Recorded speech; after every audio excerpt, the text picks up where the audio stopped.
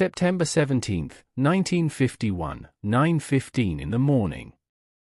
North Korean mountains. Private Jimmy Ward was walking on the right flank of the patrol. The scar on his throat was 3 weeks old. Shrapnel. His vocal cords had been damaged. He could no longer speak. Could not shout. Could not even whisper. Only silence. Doctors had said, maybe it will heal in 6 months. But now, that silence could cost 50 men their lives. Because Jimmy saw 6 metal reflections glinting in the sunlight on the right hill. Machine gun barrels. In ambush position. 200 meters ahead, where the valley narrowed. And he could not tell anyone. 30 seconds remained. Maybe less. The patrol was advancing quickly. Sergeant Miller in front, 50 men behind him. Toward the narrow pass. In 30 seconds, the first men would be in ambush range. Crossfire. No escape. Jimmy's heart began to pound.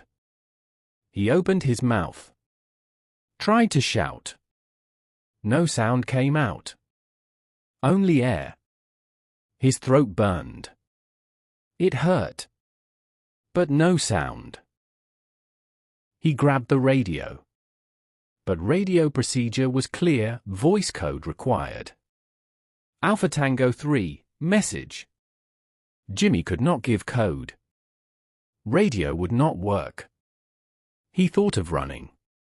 But if he ran toward the hill, the enemy would notice. The ambush would trigger early. If he fired his weapon, the same thing would happen. What would he do? 25 seconds left. Jimmy's mother came to his mind. She was deaf. They spoke with sign language. His mother always said, if you cannot speak, show. Hands can be stronger than mouths. Jimmy dropped to the ground. Quickly flattened the dirt. Started drawing with his finger. 2 parallel lines, valley.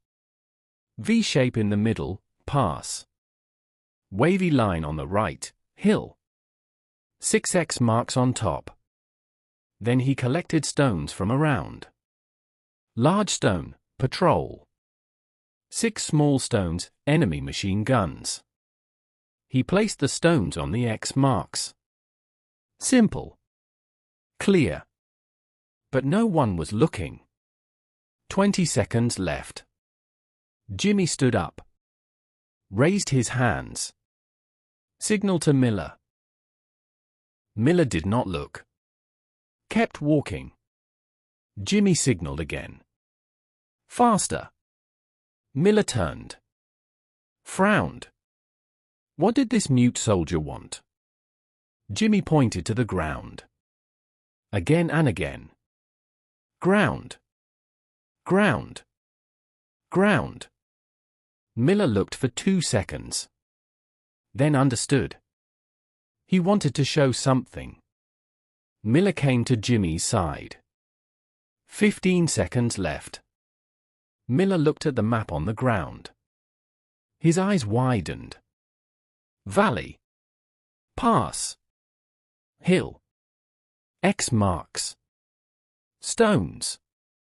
A tactical sand table. Instant intelligence map. Miller understood. Ambush? He asked. Jimmy nodded. Yes. Miller asked, where? Jimmy pointed to the right hill. Pointed to the stones with his finger. 6 of them. Miller grabbed the radio. All units stop. Ambush detected. Right hill. Machine gun. Withdraw. 10 seconds left. The patrol stopped.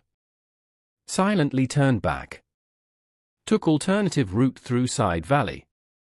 Moved away from ambush zone. Chinese forces on the hill kept waiting. No one came. 2 hours later, they understood, Ambush had been exposed. They withdrew. Jimmy's patrol, 0 casualties. Because a mute soldier had spoken in 30 seconds, on the ground. That night Jimmy sat in his tent. He touched his throat. Still no voice. Maybe there never would be. Doctors had said, there may be permanent damage. But today Jimmy had told 50 men stop without voice. Miller came to him. "How did you think of this?" he asked. Jimmy wrote in his notebook, "My mother was deaf. She taught me, if you cannot speak, show. I showed today." Miller nodded. "You saved 50 men today. Not with voice, but with mind." After the war, military training programs were updated. Nonverbal tactical communication class was added. Sand table technique became part of emergency training. Jimmy's method entered textbooks. But Jimmy's name was never mentioned. Because he was just a private. A mute private. But that mute private had given the fastest tactical intelligence in history. 30 seconds. Dirt. Stones. 50 lives. Jimmy returned to America in 1952. His vocal cords partially healed. He could whisper, but could not shout. He became a teacher. He taught sign language to deaf children. He always told them, silence is not weakness. It is a different strength. I learned in war, sometimes the most important messages are given silently. On dirt. With stones. In 30 seconds. And 50 men heard that silence. September 17, 1951.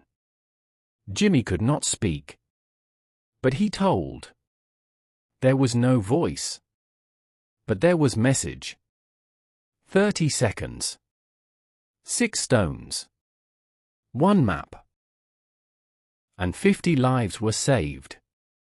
Because communication is not just voice, communication is being understood. And Jimmy, that day, was understood by everyone. Silently.